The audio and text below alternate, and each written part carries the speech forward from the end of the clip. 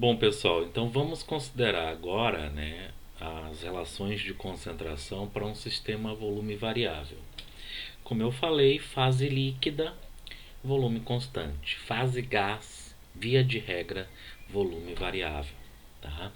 Então, não vamos dar muita atenção a essa questão de reatores do tipo pistão, mas reações em fase gás ocorrerá variação de volume e isso precisa ser levado em consideração aí, né, nos nossos cálculos. Tá? Então nós vimos, tá, que para uma reação genérica nós desenvolvemos essas expressões, né, inicialmente em função do grau de avanço ou extensão da reação, né? Aqui onde Ni são os coeficientes estequiométricos com aquela convenção, né, de positivo para os produtos, negativo para os reagentes. Então vamos inicialmente, né, verificar o que ocorre com o número de mols total. Vamos somar então, né, o número de mols para todas as espécies. Tá? Então no que nós temos? Que o número de mols total ele é igual ao número de mols inicial mais ΔNi, que é a soma dos meus coeficientes estequiométricos, tá, com um sinal, vezes o grau de avanço. O grau de avanço ela é uma grandeza, né, que varia de 0 até o valor do reagente limitante dividido pelo coeficiente estequiométrico. Tá? Então é um valor que varia de 0 até algum número. Tá? É um valor positivo. Então o que vai definir, né, se o número de mols aumenta ou diminui é o ΔNi da reação. Tá? Então se o ΔNi for negativo, o número de mols diminui à medida que a reação procede.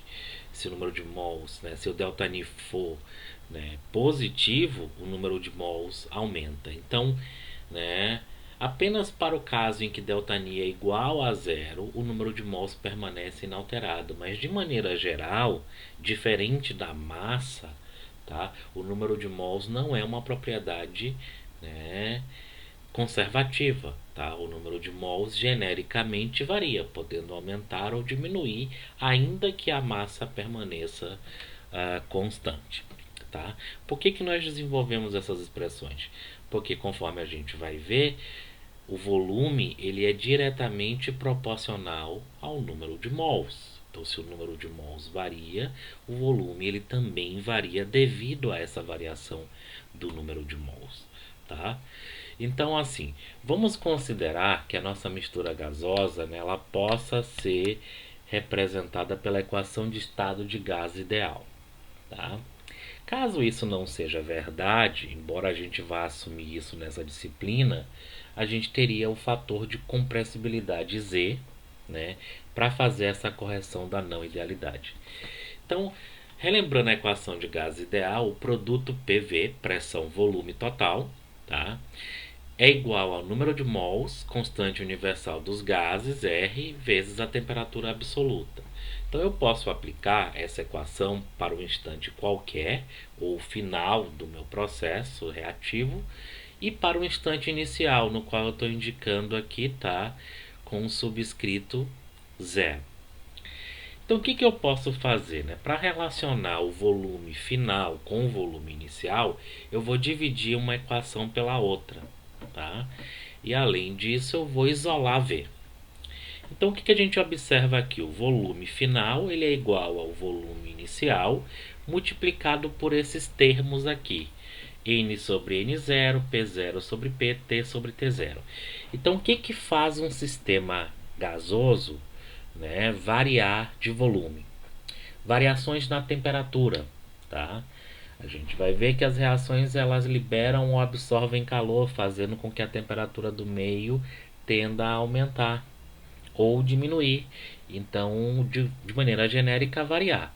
Tá? E isso promove variações de volume. Variações de pressão. Tá? Então, assim, a pressão do meu sistema fechado pode mudar, aumentar ou diminuir. Ou no caso de um sistema em escoamento, a pressão ela diminui devido ao atrito com a parede, né? Devido ao escoamento. Tá? E também ocorre variação de volume devido à variação do número de mols. Então, se o número de mols aumenta, existe uma tendência de aumentar o volume. Se o número de mols diminui, existe uma tendência de diminuir o volume. Então, a expressão geral para o número de mols ele é igual no N0 mais ΔNi vezes alfa. Tá? Podemos trocar a variável alfa, como a gente fez anteriormente, pela variável conversão, obtendo essa expressão aqui. Tá? Para substituir n sobre n0 na expressão de volume, eu vou dividir essa equação por n0. Tá? Então aqui vai ficar 1 e Na0 dividido por Na0 é a fração molar inicial de A. Substituindo isso aqui, tá? Aqui eu dei um passo relativamente rápido, mas relativamente simples. A gente tem o seguinte: onde estava N sobre N0 resultou nessa expressão aqui. 1 menos fração molar inicial de A, ΔNi sobre Na vezes XA. Né? E mantive os termos de pressão e temperatura. Então essa é a nossa expressão genérica para o volume. Note que depende da reação, da minha condição inicial, e depende da conversão do sistema. Tá? Então o que a gente pode observar ali? Eu vou definir essa razão de menos ΔNi sobre Na como ΔA. Tá? Isso é o que o Fogler faz. Chama essa variável ali como a variação do número de mols da reação dividido por mol de A. Tá? E esse produto, tá, desse termo com o YA0 que aparece aqui, ó, tudo que está multiplicando o XA, tá? Isso ele define como um εA, tá? Que é chamado de fator de contração ou de expansão. Ou seja, é esse fator que vai fazer com que o volume varie inerente à variação do número de mols. Tá? Então a gente pode observar que se ΔNi for zero, o εA vai ser zero, então o volume permanece constante no que diz respeito ao número de mols. Para o caso em que T igual a T0, então T sobre T0 igual a 1, P igual a P0, P0 sobre P igual a 1. Tá? Então esses termos aqui são iguais a 1. A gente fica com a seguinte expressão para o volume. Tá? V igual a V0, 1 mais εA. Tá? εA está definido aqui. Então, sabendo qual é a reação e o que eu estou alimentando, eu consigo calcular, né, a priori o fator de contração ou expansão. E ele pode ser 0, positivo, o volume aumenta, e negativo, o volume diminui. Tá? Nem sempre, gente, a gente vai fazer essas considerações de isotérmico e isobárico. Então, nesse caso, permanecem esses termos aqui. Num primeiro momento, a gente vai analisar sistemas a temperatura constante. Porque quando a temperatura variar, eu vou precisar da balança de energia junto, tá? Isso dificulta um pouquinho mais e vai ser o nosso último tópico a ser abordado aqui. E via de regra, nessa disciplina a gente considera a pressão constante, né, a menos que seja, né, um reator fechado, que tenha um pistão livre, e aí é um caso bastante particular, mas que muito interessante do ponto de vista experimental. Tá? O que a gente pode observar é que nessas condições o volume ele varia. Né? Quando XA é 0, V igual a V0. Quando XA é 1, eu tenho um volume máximo.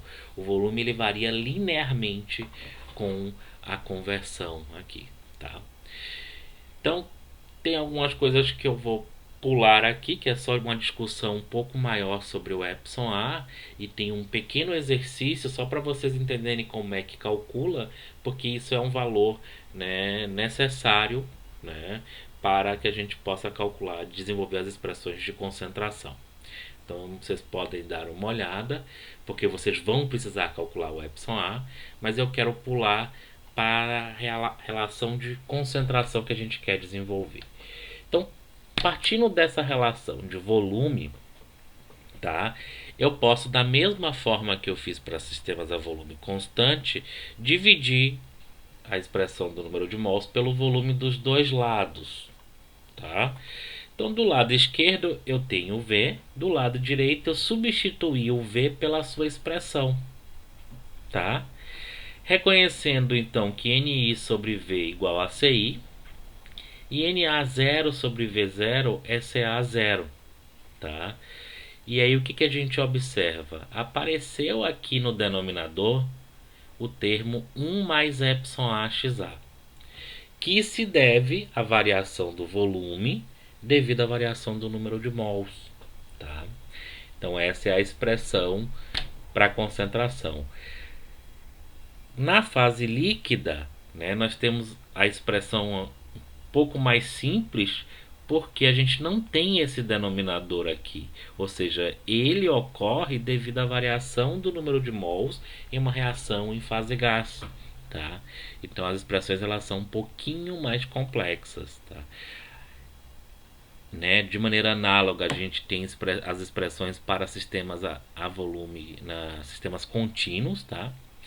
Só que no lugar do número de mols é vazão e no lugar do volume, vazão volumétrica, tá? Mas as expressões finais são as mesmas, tá? Então essas são as expressões, né, para a concentração A, B, C e D. Bom, a gente tinha visto, né, um quadrinho desse antes para concentrações a volume constante, né, no qual não aparece esse denominador.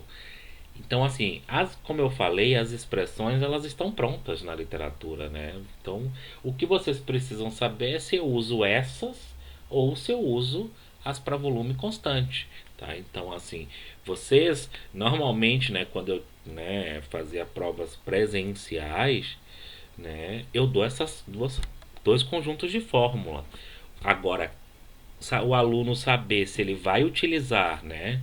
Ou pensando no profissional de vocês, se o projetista ele vai utilizar as expressões para volume constante ou volume variável, essa é uma decisão dele, tá? Ele vai levar em consideração que o volume varia ou não, tá? Eu posso considerar qualquer coisa, né, gente? Agora, assim, as considerações elas têm que ser feitas com bom senso. Ou seja, se o meu sistema é em fase gás, tá? Eu preciso levar em consideração, senão eu vou ter um equívoco muito grande nos cálculos, tá? Então, da mesma forma, vamos fazer aqui um exercício para que a gente possa utilizar essas fórmulas, tá? Então, eu tenho uma reação A mais B dando 3C, alimento o meu reator em fase gás, né, com uma concentração inicial de 1 mol por litro de A e 2 mol por litro de B. Note que o A aqui é o meu limitante, tá? E o meu B é o reagente em excesso. Peço quais são as concentrações das espécies para a conversão de 70% de A, né, do limitante.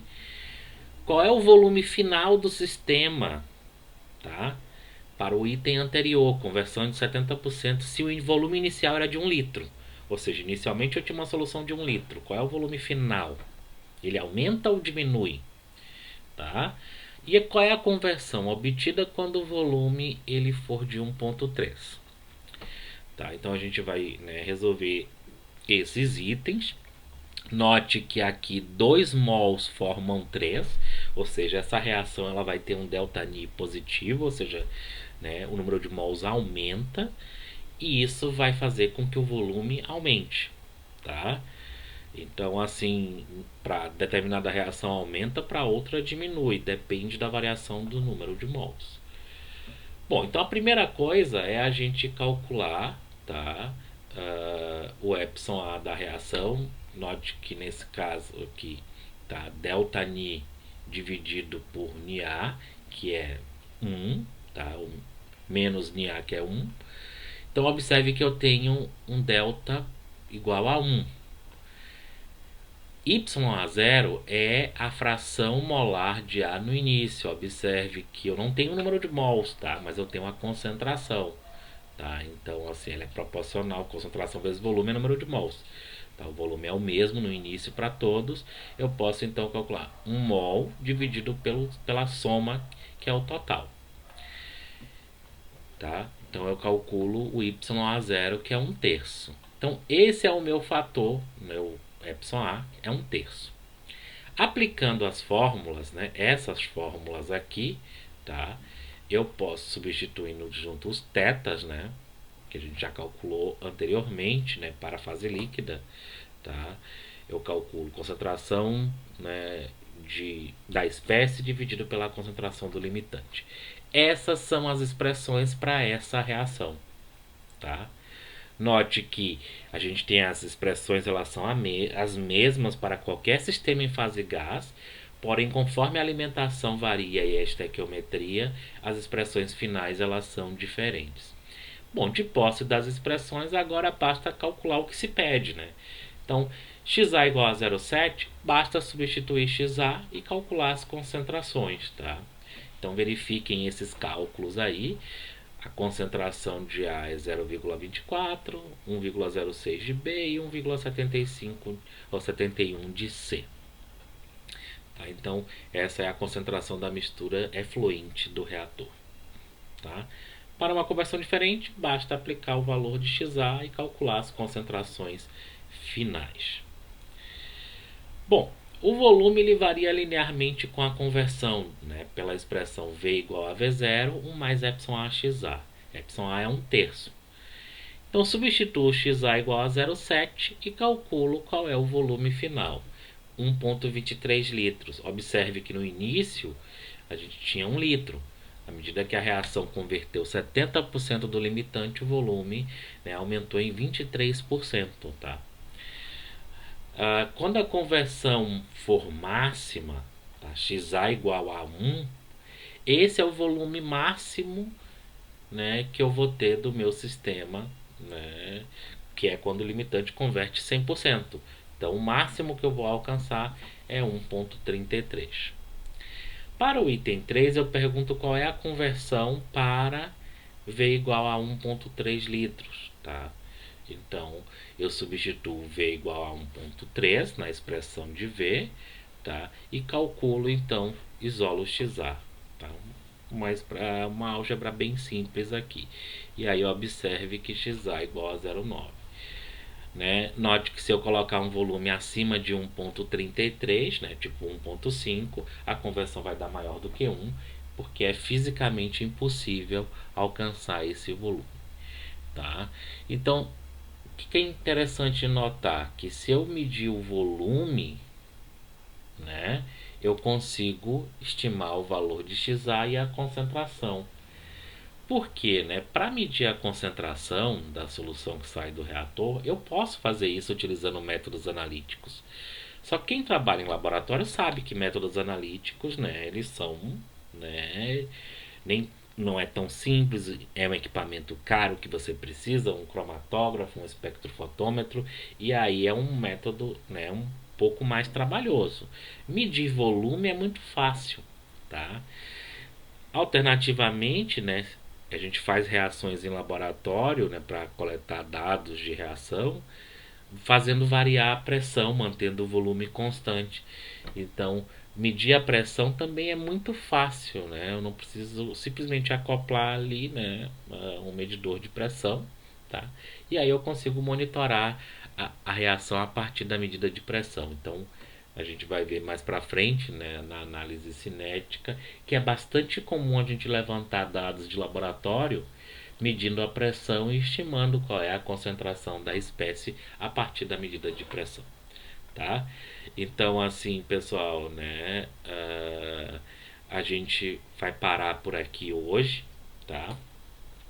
É interessante que vocês notem que essas expressões desenvolvidas, né, para concentração, né, elas são fáceis de ser utilizadas, tá? E ela é a primeira etapa que a gente vai precisar no projeto, ou seja, eu pego a minha reação, escrevo as expressões de concentração, né, adequadamente, e elas vão ser utilizadas nos cálculos que a gente vai ver a seguir. Então, no próximo tópico, a gente vai ver né, os balanços nos reatores, e a gente vai ver que a gente vai precisar dessas expressões que a gente desenvolveu, tá? Então, com isso a gente encerra esse, né, o conteúdo essencial do capítulo 2. E aí para a próxima semana a gente vai falar sobre os balanços materiais no reator. Ok?